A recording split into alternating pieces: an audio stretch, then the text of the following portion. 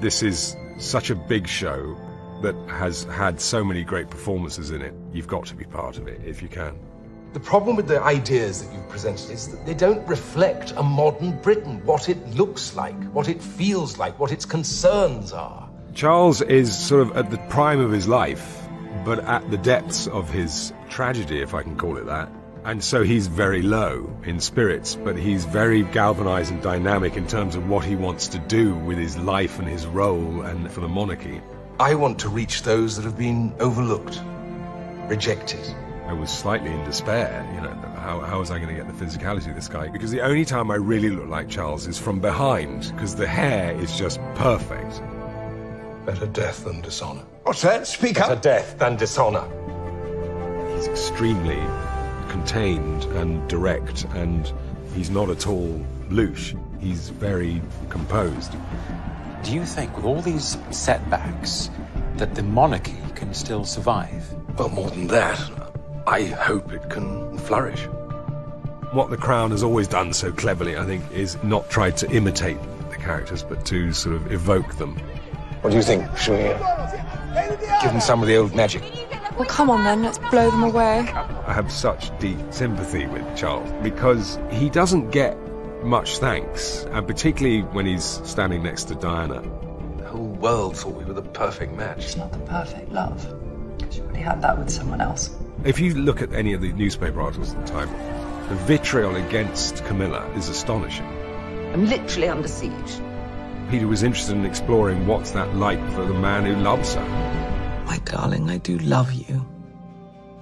Love you too. His position means that he can't ever be with the woman he loves. For all his faults, that's a horrible burden. I've had lots of chats with Peter about how he sees Charles at that time and how he wants to tell that story. You also took a solemn promise to maintain and protect the crown. Diana won't rest until she's blown the whole thing up. The great tensions that you see in this season is between this 1950s outlook on the monarchy and on public life and on marriage and the modern day and how they clash and how Diana really represents the modern day and Charles is sort of caught between the two. As the old certainties give way, I feel hopeful. We are inviting the world to learn from their example. As an actor, your only moments of peace and total bliss are the 20 minutes of when someone offers you the role and you're on the phone and you're a million miles in the air and you think it's just everything you've ever wanted and dreamed of. Obviously, then you just think, but how do I do it? My book is an intimate portrait of Princess Diana. An attempt to tell the story of what her life, and particularly her marriage, is really like. Behind the glamorous public facade, what we have is a woman who is deeply unhappy. Diana being the most photographed person in the world at that time, there's just this incredible amount of content that we have access to. Obviously, as an actor, it's just, you open the portal and it's just this huge tsunami of information that comes at you.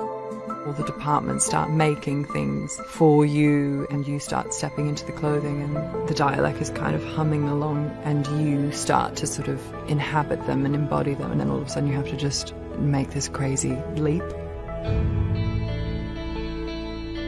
I felt like the whole world was on my side. But then the wind changed. The way that Peter's written Diana's journey through this season, it's the story of the disintegration and the inevitable breakdown of their marriage into divorce. And I even agreed to do the photo call today, requested by your people so the lie could be paraded to the world's media about what an adoring husband you are on one condition. What's that? That you actually are one!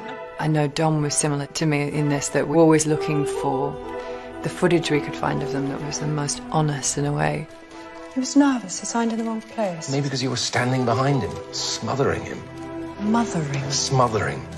One of the sort of themes that we explore a lot is the isolation that she experiences as a result of the marriage breaking down and how she becomes more and more removed from the rest of the royal family. You're not saying anything. I don't think there's anything to say.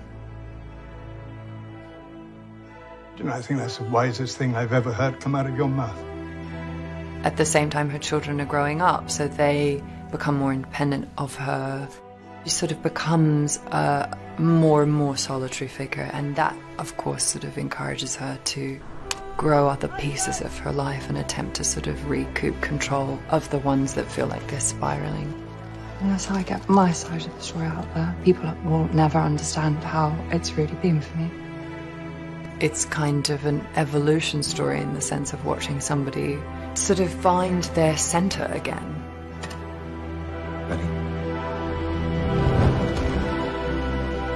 There is little doubt that the War of the Waleses has entered a new and more volatile phase.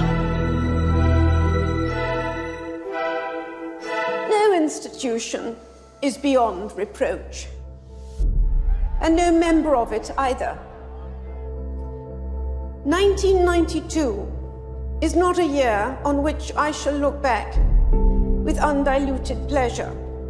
It has turned out to be an annus horribilis. Season 5 plays against a period of real criticism and uncertainty and unconfidence. It's quite shocking how overtly critical people were of the monarchy at that time. She never stops, she never complains, she never puts a foot wrong. She's utterly magnificent, and they print rubbish like this. It does start with people questioning, do we need the monarchy? Do we need the Queen? And she has to ride that particular storm. The only person in this family to have a direct relationship with the First Minister is the Sovereign. Which will one day be me. One day, but not yet. The great tensions that you see in this season that Peter's written about is between this 1950s outlook on the monarchy and on public life and on marriage and the modern day and how they clash and how Diana really represents the modern day and Charles is sort of caught between the two. I've done as you asked, Mummy. I've tried to make it work for 11 years. As a result of the marriage breaking down and how she becomes more and more removed from the rest of the royal family, that, of course, sort of encourages her to grow other pieces of her life and attempt to sort of recoup control of the ones that feel like they're spiraling. Well, there were 3 of us in this marriage, so it's a bit crowded. Camilla goes from being a sort of, in inverted commas, close friend of Charles to being the subject of media scrutiny. Loving the Prince of Wales has cost me everything. There's all the big kind of epic stories going on, the stories that everyone knows about because they're history.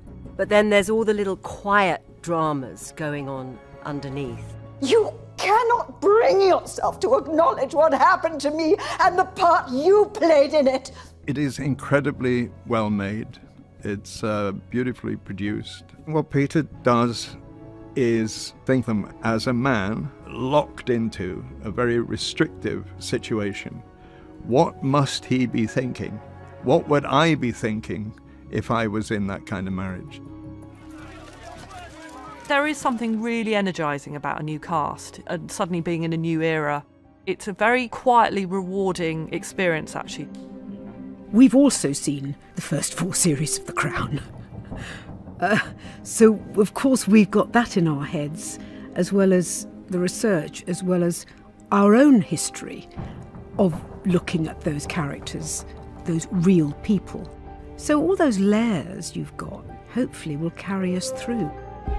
The challenge of it really motivated me. Most of the time, it just keeps pushing you to either find new ways to approach it or to sort of get around the added layers of pressure.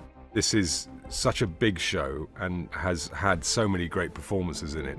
If you can be part of a show like this, you've got to go for it if you can. It's only when we risk reaching too far that we find out how far it's possible to go. I'm thrilled with what they've done, and it brings a whole new flavour and energy into the show that I think the show really needs and profits from in season 5. If we can't admit the errors of our past, what hope for reconciliation can there be?